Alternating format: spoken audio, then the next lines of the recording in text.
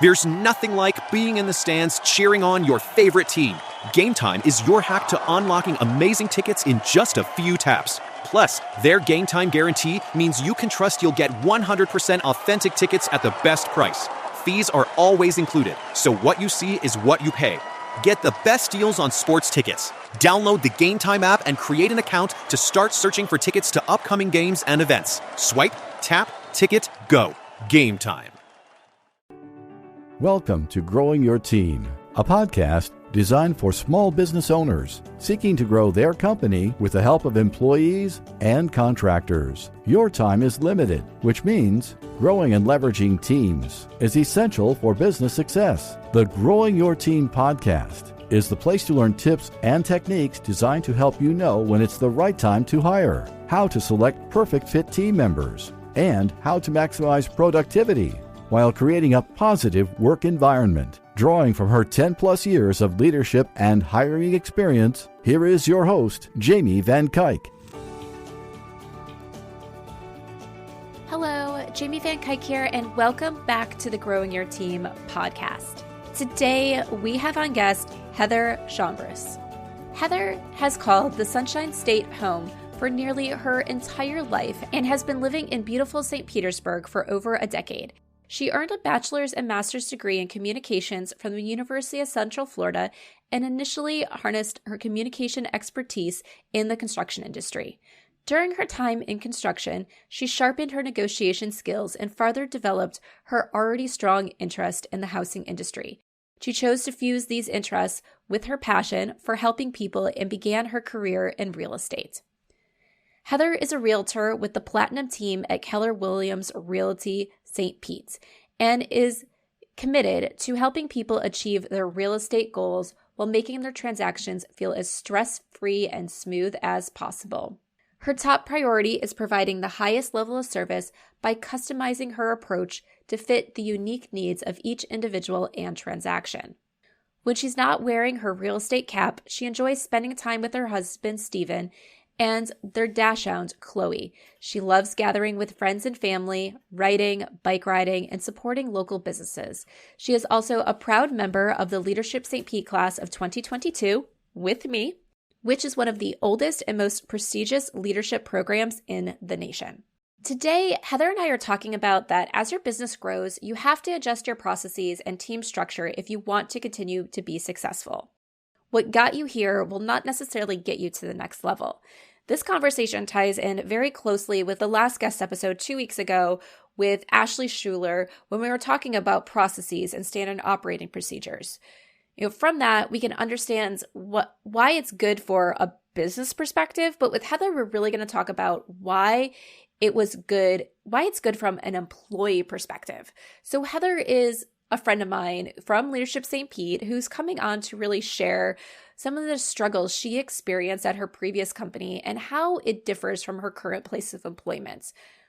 While we're going to talk about things that didn't go well at that place of employment, the purpose of this conversation is not to speak negatively about a company. These are common mistakes made by scaling small businesses and not an isolated situation. And every one of these mistakes can impact your employees and result in your best workers leaving your organization. From a business owner's perspective, you might be thinking, we're surviving. But what toll does just surviving have on your employees compared to setting up a structure that makes it so everyone can thrive and be happy? So let's jump in and learn about the things that didn't work so you can be prepared to scale your business in a way that will make your business continue to be successful, in a way that makes your employees happy so you can retain them and reach the next level you want to achieve. Because growth is amazing, but growth that leads to stress, high employee turnover is not fun. But growth that leads to stress and high employee turnover is not fun. Use the tips in this conversation to be successful and have happy employees and to be happy yourself. Because if you're not happy, is your business even worth it anymore? So let's jump into the conversation. Hi, Heather. Thank you so much for joining us today on the Growing Your Team podcast. Thank you so much for having me. Hi, Jamie. Yes. Can you kick us off and tell us a little bit about yourself? Sure. I am a realtor in sunny St. Petersburg, Florida, with the Platinum team at Keller Williams in St. Pete. I was formerly on the administrative side of the construction industry. I have an educational background in communication, interpersonal and organizational communication. I have a bachelor's and master's degree in that from the University of Central Florida. Go Knights. And today I'm here to talk to you a little bit about one of my previous bosses. So I'm excited to be here and start chatting. Yes. Well, thank you, Heather, so much for joining us. Yeah, I know when we previously talked, we were talking about experiences. So Heather and I are a part of the Leadership St. Pete class of 2022, class second to none. And so we've had a lot of opportunities to talk and learn about each other and our background. So we were talking one day about, previous work experiences, and Heather brought up some experiences she had with a previous employer and agreed to come on the podcast and share us some of the things, because what she was sharing, I was like, oh gosh, these things are so common in small businesses, as small businesses are really reaching that point of massive growth and scale. And things are way different than when you're that initial startup and you only have yourself and a few people. So she agreed to come on and share a little bit about her experience from an employee side, so we can really learn of how employees are impacted when this period of growth happens and the changes that need to be made, and what happens when change isn't made. So to kick us off, Heather, tell us a little bit about your time there and the growth and the positive things that happens when you first joined that company. Sure. So I was the very first administrative employee hired by ownership there. So my onboarding with the company was actually very smooth. I was provided with a lot of one-on-one training. And I was given tools and systems that at the time were effective enough to manage my initial workload. And I was also given the ability to build upon those systems independently, and the freedom to create some new systems that I thought would work well with some of the tasks that were assigned to me. So because of that one-on-one training, kind of being the only child at first, so to speak, and getting that attention, I was actually able to catch on very quickly in a new industry. Entering the construction industry, and in this particular role, this was my first time in the construction industry. So having that training was really integral to me being able to jump into my role quickly, catch on quickly. And so that was really beneficial. Pretty soon after I started, probably within a few months, a second employee was hired. And then probably about 6 months after that, a third employee was hired. And maybe like during our conversation, I'll kind of probably refer to them as like the core team. The trio of us were able to be trained in a very similar way, very hands-on, very one-on-one, a lot of attention from our boss as far as how to do things. So, and actually those two other people that were hired ended up being my greatest allies and closest friends in the company. So in the beginning, things were really great. I was learning a ton. I was growing a lot and learning new skills. And with that success, the company was also having success and starting to grow pretty quickly. So the systems that we were given in the beginning were still helping us manage our workloads. But as we were growing, it was putting a little bit of strain on us. But as I learned and grew, myself and the other two were quickly promoted and rewarded and given additional responsibilities as the company continued to grow at that rapid pace. So in the beginning, things were really good. Yeah. And it sounds like what happens with a lot of businesses, you hire good employees at first. You rely a lot on those employees. You're having growth. And as you use the words, kind of like the core team, you are this administrative team, you were the core team, the business owners depended on you guys. You were rock star team members that were doing what needed to get done, that was helping that team grow. And as that team was growing and that business was growing, as you talked about systems, everything, things were working to get you to this point. But then as you alluded to, things started not working so well. And I think it's like one of those things. It's like what got you here won't always get you to that next step. So let's take a minute and let's talk more about systems, because that's something that you brought up. And you mentioned that you had the ability to help kind of create some of the processes and you were given systems and everything. But then it sounds like things stopped being so great when it came to the systems that you guys were using. So tell us a little bit about that. So the systems that we were utilizing initially were very simple. And that was fine in the beginning. But as our workload increased and the type of work we were dealing with became more complex, the plan of action was to take inventory of all the tools that we were currently using and that we currently had on hand, and basically make tweaks to those existing systems without having to spend much, if any, additional funds upgrading the systems. So for a period of time, this kept us afloat. I wouldn't say that we were thriving in it. I would say that we were surviving with that. It was clear that this was not a viable permanent solution, and that this was really just a Band-Aid. So with that, was that clear to you, or do you think it was clear to other people in the organization as well? Because sometimes I think what happens is your team members are really good at doing their job, especially if you have high performers that are always achieving and exceeding goals, that sometimes you don't know when things become harder for them because you got it and you're doing what needs to get done to get through it. And they don't always see those challenges.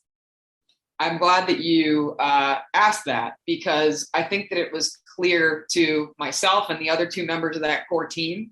I don't think that it was as clear to our boss or to ownership. I don't think that they had a clear perspective of that, because we were doing well. We were getting our work done, but it was putting a lot of strain on us. And we were feeling like our plates were too full most of the time. So then it started to feel like if ownership had potentially invested maybe a little bit more financially in tools like automated project management systems, for example, while those can be a little costly, and I understand that, and that can be hard for a small business or a new business, I think the benefits of the productivity and the satisfaction of the employees would probably outweigh the cost of the systems themselves, and lead to a better work balance. Ooh, those good old things of time versus money. I feel like that's a trap a lot of us small business owners fall into, is we're like, okay, wait, you want me to pay more for a system? But the current system seems to be working. We're getting through it. We have these workarounds, and we create this system of workarounds and manual work because we don't want to pay more for a tool. But because we're not paying more for the tool, we're actually paying more for people's time to get through that tool and use that tool. So it's the whole thing of, should we just pay money or should we pay through time? And time is still expensive in your business, especially if you have hourly workers, or if you have to think about it this way, even if you don't have hourly workers and they're on salary, every moment they spend on X means Y is not getting done. Right. And I think instead of upgrading those systems, when we did start to express, and all of us did at one point or another, when we did start to express, hey, we're feeling a lot of pressure, like, what can we do to alleviate this? I know it looks good from the outside, but like, we're starting to feel, stressed here. What can we do to alleviate that? I think that is there a way that we can, work smarter and not harder? I think instead of upgrading those systems, we made those tweaks, and then, my boss started to say, well, sounds like we need to hire more people. Sounds like we need more support for you guys, which you think would be a good way to go with it. But unfortunately, that created another issue of balancing time between training and workload. So it actually further exacerbated the issue. Yes. Oh, that whole thing. That's always something when I talk to small businesses about training and onboarding team members is, you need people on your team, but that process doesn't start as soon as that employee starts on day one to be like, we have someone great, we're getting the benefits. Is that person needs to be trained, and that takes people's time. What we always focus on here at Growing Your Team when we create onboarding plans is creating smart onboarding plans, because one of the things we always say is, you and your team do not have 40 hours to sit with someone on week one. So how do you get that person up to speed without taking all your team members' time? And that's something that I think a lot of businesses don't think about, especially as you mentioned at the beginning, you got one-on-one attention to train. The business was at a completely different point at that point in time, and they probably could do that. But now as businesses are getting bigger, you don't have as much time to train. And the training then gets put on different people. So tell us a little bit about how that training and onboarding went when those new team members were brought on. Yeah, so a vast majority of the additional staff being hired did not have the skill set to jump immediately into their roles with minimal training.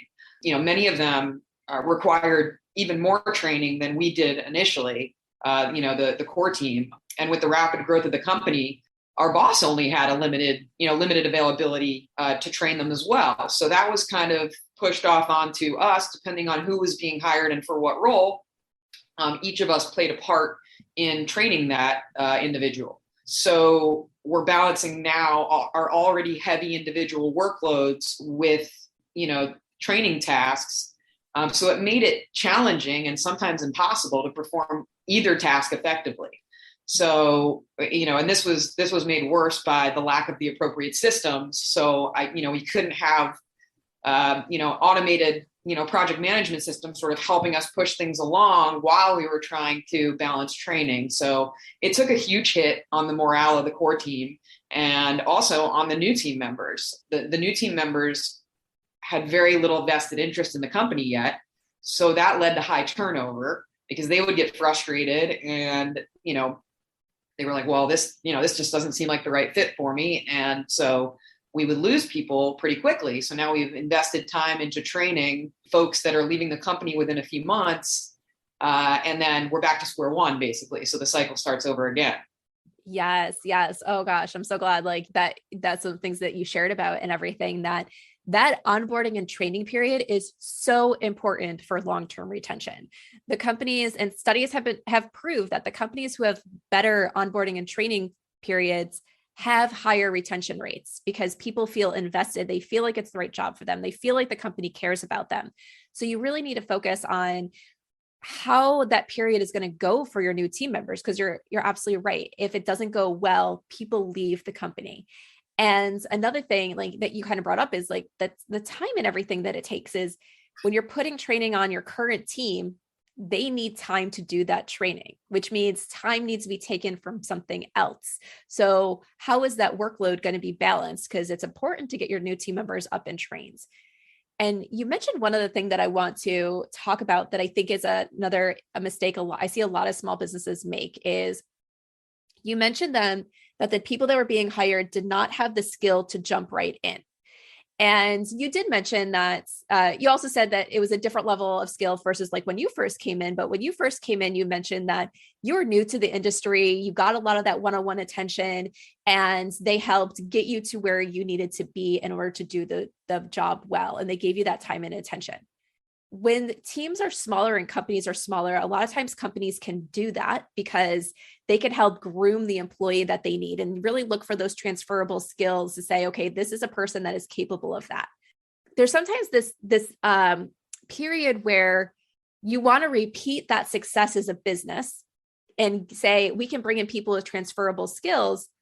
But at the same time, when you have that person come in, you expect them to quickly be at the spot where your team members are, and your team members have been with you for a long time and they have trained and they know you, they know your processes, they know your systems, and you have built those team members up to this certain level.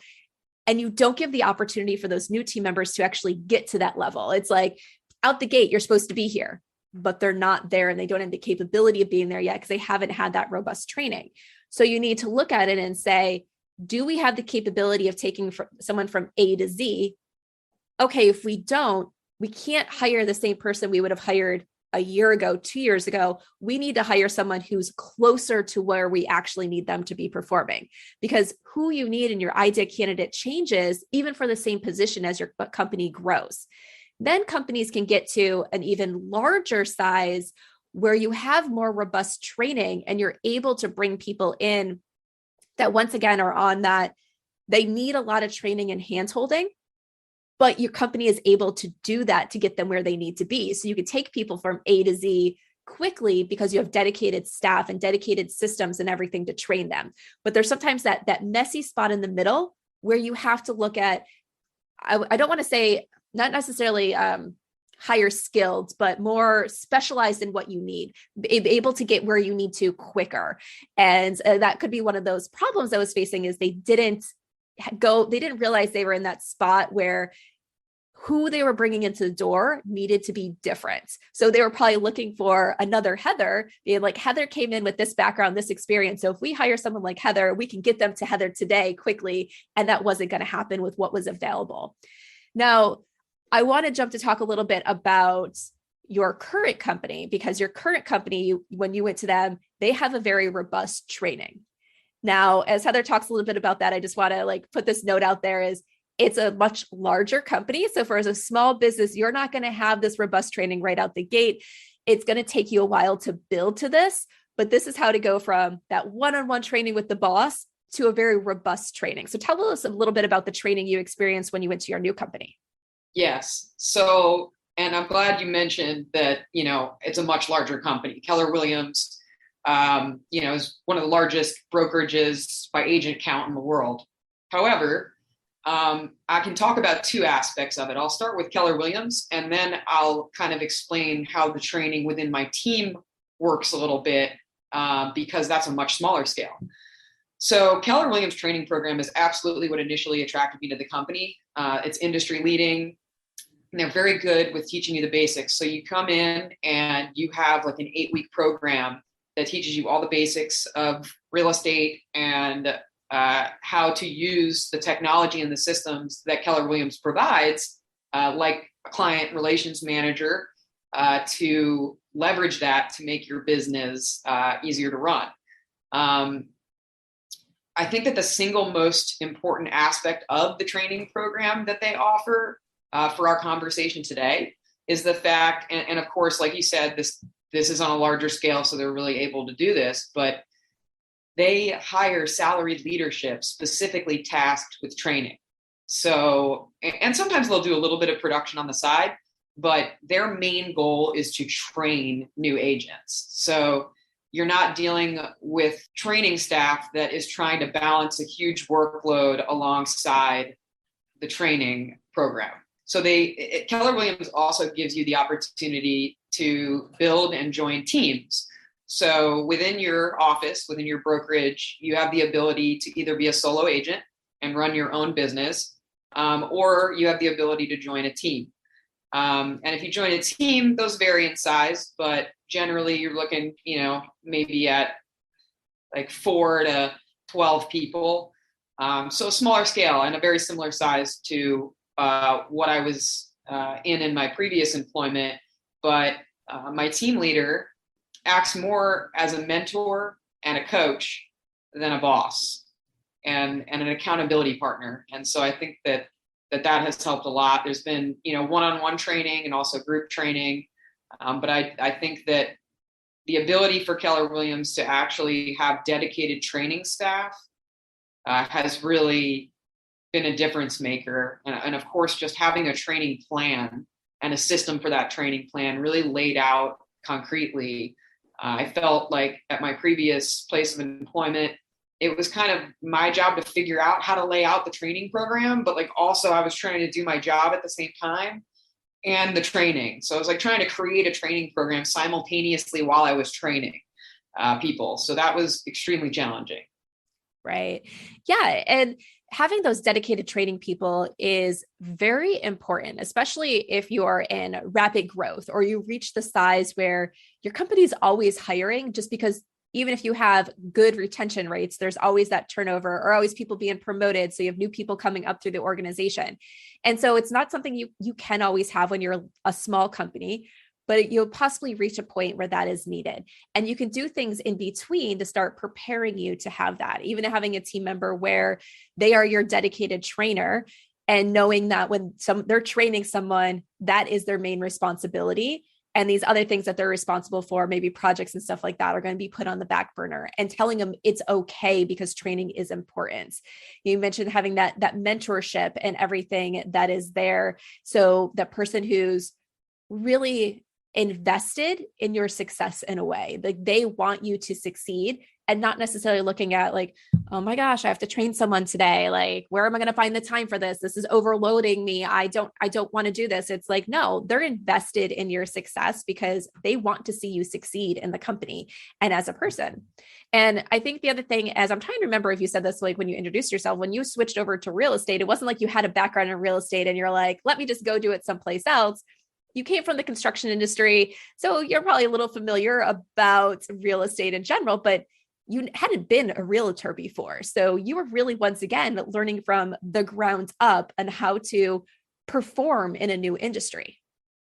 That's absolutely right. I look at construction and real estate as kind of like cousins.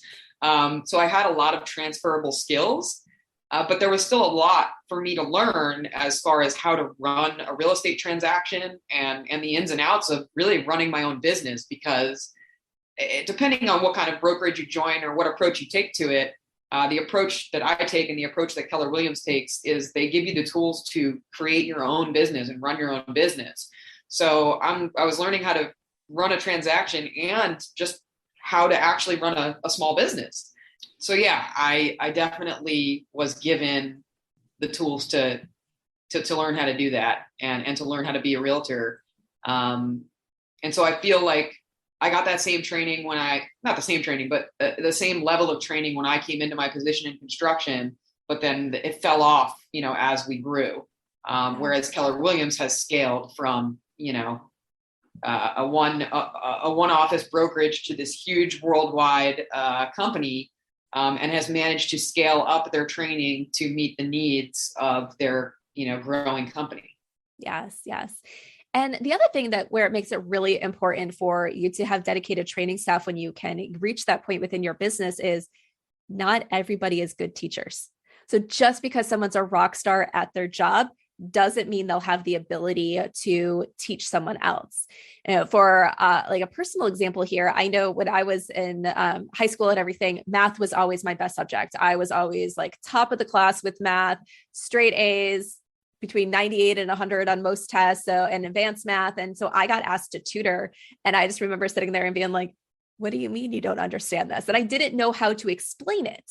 So I failed at being a tutor because just because I could do it doesn't mean I could teach it to someone else. And I also learned that the hard way when we had to virtually teach our children back in 2020, when all the schools were closed. And it's just like, I have no idea how to teach someone, like teach a first grader simple like math stuff, because to me, it's so easy.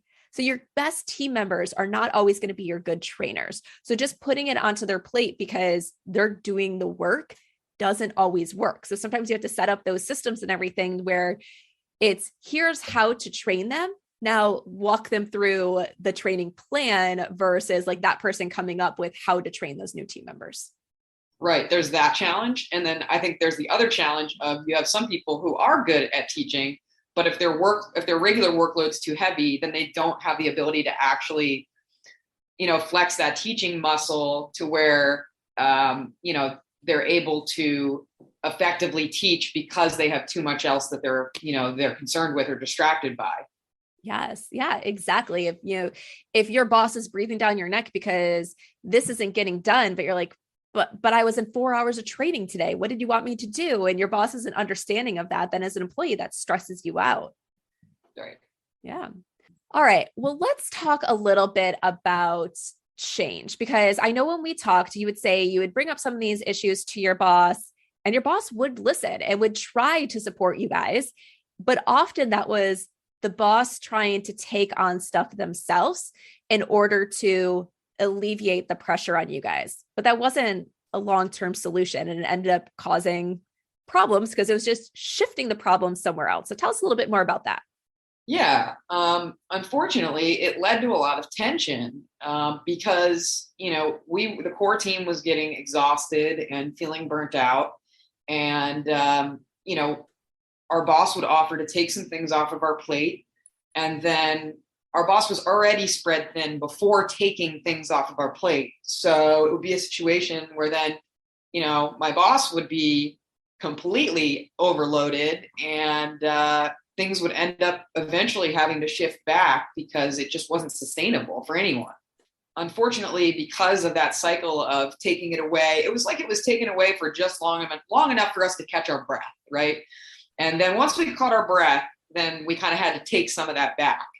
And when we took some of that back, it would start to compile and compile. And so it just led to kind of a cycle of letting my boss know, hey, I'm burnt out, having that taken away, and then it would come back eventually. And so the burnout would continue to resurface. So we weren't solving the problem. Again, we were band-aiding the problem, and not even in a super effective way. So eventually it just came to a head. And unfortunately, all three of the core team members, for different reasons at different times, ended up exiting the company. So none of the three of us are with the company anymore. Yeah. And that's what happens. Like when you don't fix the problems within your company, your core team will eventually leave because they have faith in you. They want to support you. They, especially if they've been there for a while, like they really value working for you. But there comes a time where they don't feel that anymore. They don't feel like things are changing for the positive. They feel like things have changed for the negative. They feel like they've held on as long as they can, and something needs to change.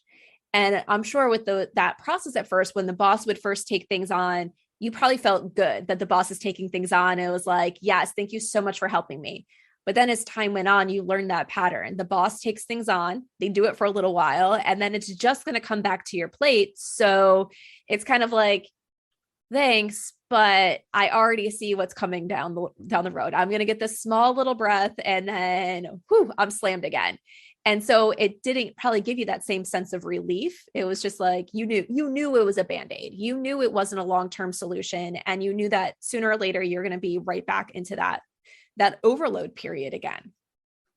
Right. Yeah. We would get talked off the ledge basically. And then, we would have to pull it back. And after a while, I started to realize that pattern, and it got to the point where I couldn't sustain that anymore. And so, I would go to them and let them know, hey, I'm feeling this way and I can't do this anymore. But the three of us, like you said, were fiercely loyal to the company. We really were. And we loved the company, and we were really invested in it, and we wanted it to continue to be successful.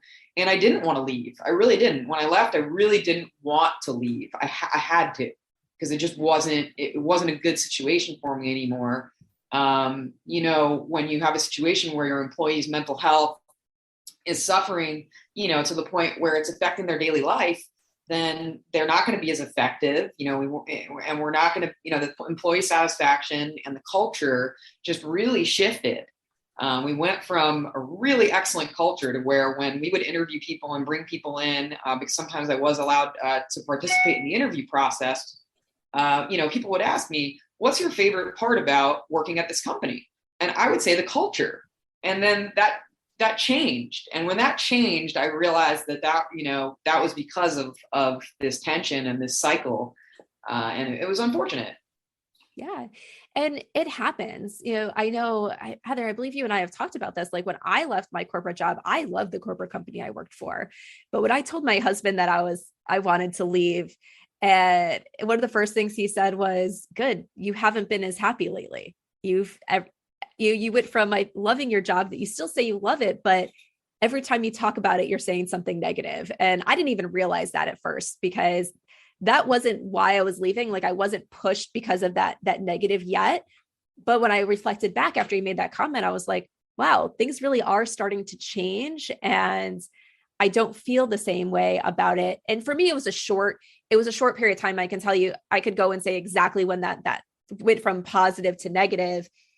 And I think it would been a temporary thing, because things were getting ready to change again. But I was leaving for other reasons where I realized, hey, I finally want to reach my goals. But yeah, that can change. Like your loyal employees, your good employees can start feeling this stress and this negativity that's impacting them. And sometimes it takes a while for you yourself as the employee to realize it. But once that employee realizes it and what's causing that stress, they're going to look for solutions. And if you're not giving them solutions inside the company, they're going to go elsewhere. And one of the other things that I wanted to mention, as we talked about, like the boss taking over the workload, but then it going back to the team. And I don't want anyone listening to this and saying, so if my team's overloaded, I shouldn't be helping them out. And that's not the case. Like, take that work if you can from your employees. It's just, you have to look at this and say, is it just a moment in time where things are overwhelming because all projects are coming to a head at once, and it just happens to be this short little cycle, and once you get through this, things are going to be back to normal? If that's the case, yes, definitely help them out, take on that additional work. If you're expecting your employees to work extra time, you better be working extra time too, to get through everything. If it's something where that is continuing because that's the state that your business is in right now, you have to look to say, how can we solve this long term? Kind of going back to the systems. How can we upgrade our systems where things are automated so it takes less manual work to get stuff done? How can we bring the right team members in so we have the right support to deal with this extra workload? Where do we need that support? And maybe it's not just hiring a second person for a position you already have. Maybe it's hiring a more junior person, a more senior person, so people can be dedicated to certain portions of that workload. It's figuring that stuff out so that way you can create that long-term solution that's needed. Because you as already overwhelmed boss taking on the work long-term is not the solution. And just temporary taking it off your team to just throw it right back at them is not the solution either. Yeah, I'm so glad you brought up, is this a temporary thing, or is this something that's happening consistently or cyclically?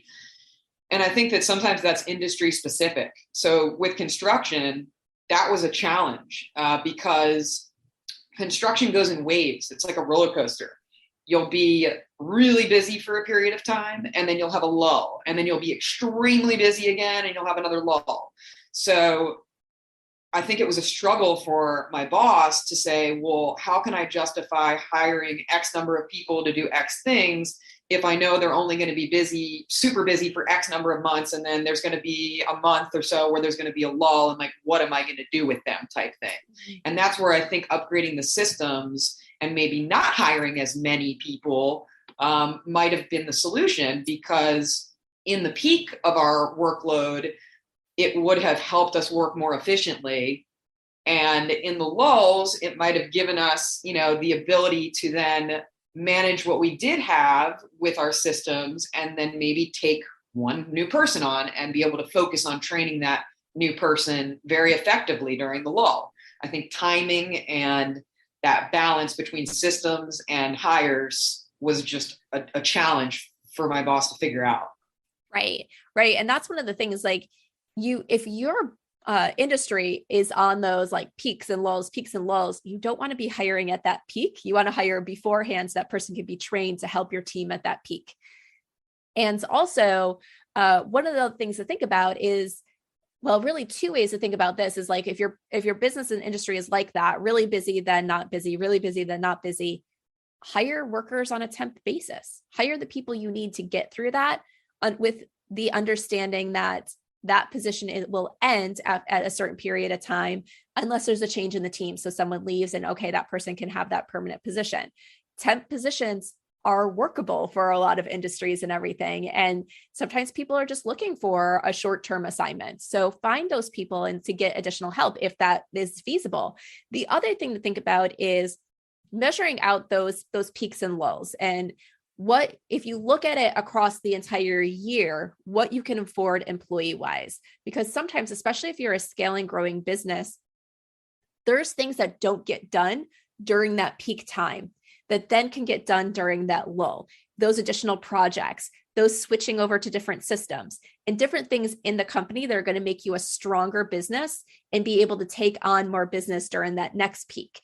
So sometimes we have to look at it as like, okay, we'll be really busy here with client work, not so busy here with client work, but what else can be done during that time? And how can my team support that additional work that's going to be done during that time that might be slightly different than their normal assignments, but you hire them with that intention, is you're going to do this during this time, and other times you're going to be helping us with special projects, for example. Absolutely. Yeah. All right, Heather, this has been so great. Like, thank you so much for your willingness to come on and talk about all these topics. This is so important, because as someone who works with a lot of small business owners and everything and community of small business owners, we always look at things from the business owner perspective. And we really need to understand how it impacts the team members, because once you start hiring and growing your team is really the core of your company. And you want your rockstar employees to stay on your company. You want them to be happy and feel valued and not be going home every day stressed out. And just remembering that what got you here is not always going to get you to that next level or sustain you at the level that you are now. So you do need to look at is, how can we change our systems? How can we improve the way that we've been doing things in the past? Because we are at a different place now. Because you can't always stay with the status quo, because the status quo doesn't always work in your new environment that you are as a business. So make sure you're taking the time to reevaluate everything that's going on in your business and even talk to your employees, get their perspective, find out what's working, what's not working. So that way you are aware, because like Heather and I talked about, sometimes you have those rock star employees that are going to get through things and not always bring things to your attention, because that's what they do. They're those self-driven people. They're going to figure it out, but it can still be overwhelming for them. So make sure you have an environment where it can be those open conversations, so you know what's going on and how your team members are feeling before it's too late. All right. So once again, thank you, Heather, so much for joining us today. Tell everybody how they can get in touch with you. You can get in touch with me. You can give me a call at 561-213-5510. You can shoot me a text. You can also email me at heatherchumbris@kw.com. On social media, Heather Chumbris, St. Pete Realtor. So any of those ways, or you can certainly, shoot Jamie a message and she can help you get in touch with me too. I'd love to connect. And thank you so much, Jamie, for having me today and for giving me the opportunity to be candid and open. And hopefully, I hope that, at least one small business owner or one team member of a small business or anyone, gets a lot of value out of this. And that if we, if that helps one person, hopefully lots of people, then I feel, like this, we've accomplished our mission today. Yes. And I just want to put out a shout out for Heather. So we are in St. Petersburg, Florida, which real estate has been crazy, like this last year, 2 years and everything.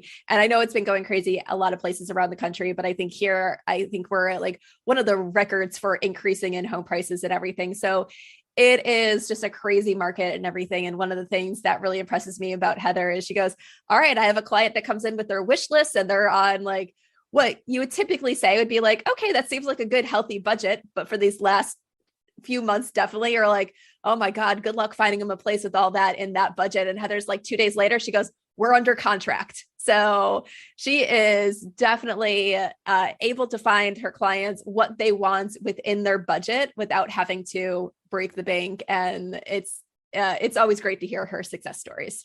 Thank you so much for the shout out, Jamie. That is a huge part of what I like to do is, I want to help people achieve their real estate goals. I want to make it stress-free. I want to make, even in this market, people are often really intimidated by this market, which is completely understandable.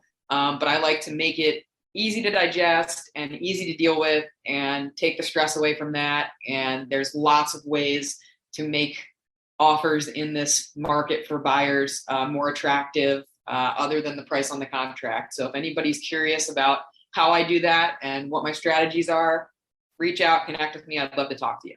Yes, definitely. Because I think you've even shared a few times, you're like, we weren't even the highest offer on the table and we still won it. So Heather does have those tips and tricks to make offers attractive and be able to compete, which if you're looking for a place in St. Pete, she's definitely a realtor you want to reach out to. All right, Heather. Final question that I love to ask all my guests. So we've all had leaders or managers that have stood out to us, whether in our personal lives or our professional lives. So think of a leader or manager that has stood out to you and share with us one thing about them. I will. Actually, I know that this is very current, but I would like to say that my current team leader on my real estate team, the Platinum team, his name's Ron Platt. He's a wonderful guy, wonderful human, and a wonderful realtor. And Ron has made a huge impact on my life, not just my business life, but my personal life. Ron, when I said earlier in our discussion that he is more of an accountability partner and more of a coach and mentor than a boss, I really meant that. I've never had anyone professionally in my life who has looked at things so holistically. When we have conversations about my business goals, we're not just talking about my business goals. We're talking about my personal goals, my professional goals, and how those mesh and how to balance those things.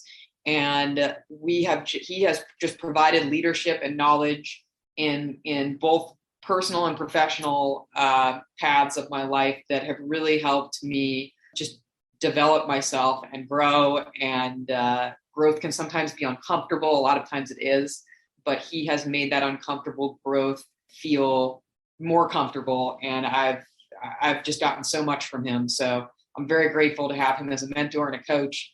And he's really, really affected me. Good. Oh, that's so great to hear. And it is one of those things, like some of the best leaders are those that care about you as a whole person and not just for the workout that that person's producing for you. And I feel like that's great. And I know I hear you talk about Ron all the time. And one of the things that I like about Heather, like being on his team, like sometimes we'll talk about things and she's always like, let me check with Ron. Like she really values his opinion. Like, here's my opinion, but I'm going to check with him to see if he has something else that he would offer about this. When we just have like random conversations about things and I feel like that's also a good sign of like when you've really built that relationship and have a great impact on someone is that person values your opinion. So like when we have they're what-if conversations and she's always like, you could just see from Heather when she talks about him that she really values him, like she and everything that this person is making such a big impact and everything. And that's you want those relationships as a leader. You want people to exude that greatness even when you're not around. Absolutely. There's tons of trust there. And as much as he is leading me, he also gives me the independence to lead myself and to, get out there and go for it. But it's so comforting to know that I've always have him as a resource and as a motivator and as a source of knowledge and encouragement. So definitely has made a huge impact on me. Good. All right, Heather, thank you again for joining us today on the Growing Your Team podcast. Thank you, Jamie. Are you ready to hire a new team member for your business and you want to ensure you hire the person who can succeed in the role, make you happy, and positively impact your bottom line? Then set up time and let's talk, because this is exactly how I help business owners like you. When you go through my hire framework, not only will you learn how to attract candidates who have the passion you desire, but you'll be able to identify and select candidates who have the skills you need and can succeed in the role. Going through this consulting process not only helps you find the right new hire for your current open position, but it teaches you how to repeat this process with every new position you add to your company as it continues to grow. So if you're a small business owner who is ready to hire, has a rough idea of the position you need to add, and you're tired of going through the hiring process only to end up with bad fitting team members, then let's talk.